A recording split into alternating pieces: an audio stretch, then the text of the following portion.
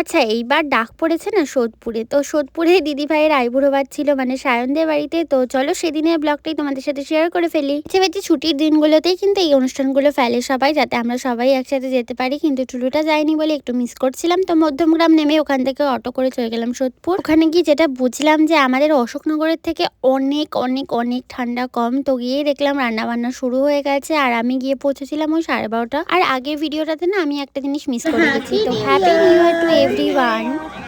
জোরে বলো, জোরে বলো হ্যাপি নিউ ইয়ার। তো এবার আমার আজকে দায়িত্ব পড়েছিল থালাটা সাজানো, যেহেতু তানি দিদি অনেকগুলো রান্না বান্না করেছে, তাই আমিও সুন্দর করে আমার নিজের মতো করে সুন্দর করে সাজিয়ে নিয়েছি সবকিছু। আজকের মেনুতেও তো ছিল দুর্দান্ত কিছু খাবার, ছিল ভাত, মুড়িঘন্ট, ডাল, আলু চিপস, 5 রকমের ভাজা, মাছ, মাংস, চাটনি, পাঁপড়, মিষ্টি, দই, আরো কত কিছু। দিদির বিয়ের আগে ভেবেছিলাম একটু স্লিম হব, কিন্তু এইসবের চক্করে তো স্লিম হওয়ার হবে না আমার।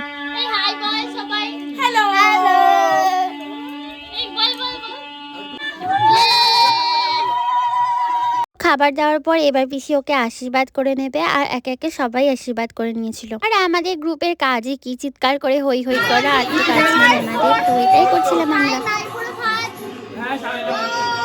এবার বড্ড খিদে পেয়ে গেছে, তো খেতে বসে পড়েছি ওই 3:30 নাগাদ। তো পেট ভরে খেয়ে দিয়ে সবাই মিলে গুটি শুটি হয়ে শুয়ে পড়েছি। ফোন ঘাটছি, দেখছিলাম যে কার ফটোটা বেশি ভালো এসছে।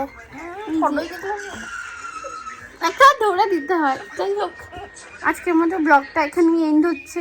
না না, আমি এন্ড করিনি। আমি ওখান থেকে বেরিয়ে এসেছি ওই 7টা ট্রেন ধরে, আবার বারাসাত নেমেছি, যেখান থেকে আমি থান কাপড়টা কিনে বাড়ি চলে এসেছি। চলো টাটা, বাই।